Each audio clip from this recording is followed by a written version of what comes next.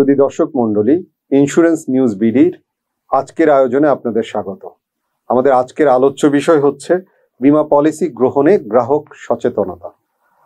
আমরা সব সময় বলে থাকি আমাদের যারা গ্রাহক আছেন, সম্মানিত গ্রাহকরা, তারা বীমা সম্পর্কে সচেতন নয়। ফলে আমাদের কর্মীরা যে পলিসি বিক্রি করতে যান, তারা যেভাবে উপস্থাপন করেন সেটাকে ওনারা গ্রহণ করে নেন এবং পরবর্তীতে আমাদের কর্মীদেরকে দোষারোপ করে থাকেন এই বলে যে আমি তো এটা চাইনি বা এটা কেন দেয়নি। সুতরাং আমাদের গ্রাহকদেরও একটু সচেতন হতে হবে এবং গ্রাহক সচেতন হলেই আপনি কিন্তু সঠিক পলিসির সেবাটা পাবেন। আপনাদের মনে রাখতে হবে বীমা কিন্তু একটি নিরাপত্তা, আপনাকে প্রোটেকশন দিবে আপনার জীবনের, অর্থের, আপনার সম্পদের এবং আপনার প্রয়োজনের। এই প্রয়োজনটা একজন বীমা কর্মী অনেক সময় অনুধাবন নাও করতে পারেন। সে তার প্রয়োজন মতো আপনাকে একটা পলিসি দিয়ে আসতে পারে। আপনি হয়তো ভাবছেন আপনার পেনশন একটা পলিসি প্রয়োজন, কিন্তু আপনাকে দিয়ে আসা হলো মেয়াদি পলিসি, এবং সেই পেনশন পলিসির জন্য আপনার হয়তো প্রিমিয়াম কিছু কম হতে পারে, আবার মেয়াদি পলিসির প্রিমিয়ামটা বেশি হতে পারে। এই মুহূর্তে আপনার কাছে কম টাকা থাকতে পারে, কিন্তু আলটিমেটলি আপনার প্রয়োজনটা কিন্তু পূরণ হলো না।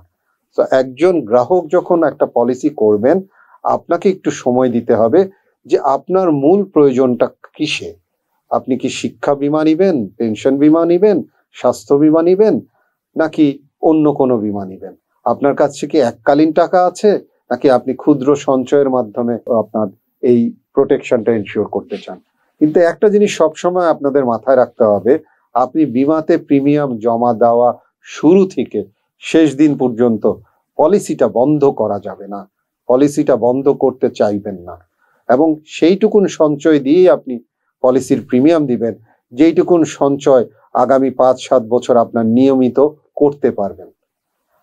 অনেক সময় আমাদের কর্মীদের কারণে আপনারা হয়তো প্রলুব্ধ হতে পারেন, কিন্তু আপনাদের সব সময় মনে রাখতে হবে আপনার আয়। আপনি যদি পেশাজীবী হন, আপনার নিয়মিত আয়, আপনি যদি ব্যবসায়ী হন, আপনার নিয়মিত আয়ের উপরই নির্ধারণ হবে আপনি কি ধরনের কাভারেজ চান। ছোট কাভারেজ হতে পারে, বড় কাভারেজ হতে পারে, এবং আমি যেটা বলেছি পলিসির বিভিন্ন মাত্রিক হতে পারে। আবার এই পলিসিগুলো আপনি কার জন্য, বেনিফিশিয়ারি কে হবে? বেনিফিশিয়ারি আপনি হবেন প্রথমত, এটাই মাথায় নিতে হবে যে এই সঞ্চয়ের মাধ্যমে আমি ট্যাক্স রিবেট পাচ্ছি, এই সঞ্চয়ের মাধ্যমে আমার কিছু সঞ্চয় হচ্ছে, আমার প্রোটেকশন হচ্ছে, আমার মেয়াদান্তে আমার এক ধরনের সঞ্চয়ের মাধ্যমে নিরাপত্তা নিশ্চিত হচ্ছে। আপনি প্রাইমারি বেনিফিশিয়ারি, এরপরে হচ্ছে আপনার ইন্স্যুরেবল ইন্টারেস্ট দেখতে হবে কাকে আপনি বেনিফিশিয়ারি করবেন। যদি আপনি বিবাহিত হন সেক্ষেত্রে আপনার স্পাউস হতে পারে, প্যারেন্টস হতে পারে, ইভেন সন্তান হতে পারে, এবং সন্তানদের ক্ষেত্রে কিন্তু আবার গার্ডিয়ানশিপটা উল্লেখ করে দিলেই ভালো হবে। তো আজকের যে মূল আলোচনা, সেখানে আমরা যে জিনিসটা আপনাদের বলতে চাই, জানাতে চাই, সেটা হচ্ছে প্রথমেই মনে থেকে নির্ধারণ করে নিতে হবে আমি বীমা পলিসি ক্রয় করা মানে হচ্ছে আমার মেয়াদান্ত পর্যন্ত আমাকে টাকাটা জমা দিতেই হবে, এবং আমার কোন ধরনের প্রোডাক্ট, কোন ধরনের কাভারেজ প্রয়োজন সেটা মনে মনে নির্ধারণ করে নিতে হবে।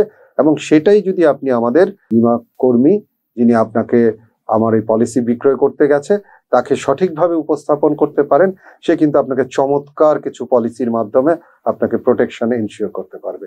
আর তার সাথে আপনার যে কাগজপত্রগুলো জমা দেওয়া, বিশেষ করে আপনাদের এনআইডি এবং ব্যাংক ইনফরমেশন দেওয়া প্রয়োজন, কারণ তাহলেই কিন্তু আপনি পরবর্তীতে এই টাকাটা ব্যাংকের চ্যানেলের মাধ্যমে নিয়মিত প্রদান করতে পারেন। বিএফটিএন ফর্মের মাধ্যমে কিন্তু আপনার নিয়মিত টাকাটা যদি আপনার ব্যাংক থেকে জমা হতে থাকে, তাহলে পলিসি কিন্তু আর ল্যাপস হওয়ার কোনো ভয় থাকে না। আপনি প্রতি মুহূর্তেই তাহলে কাভারেজে অন্তর্ভুক্ত থাকতে পারেন।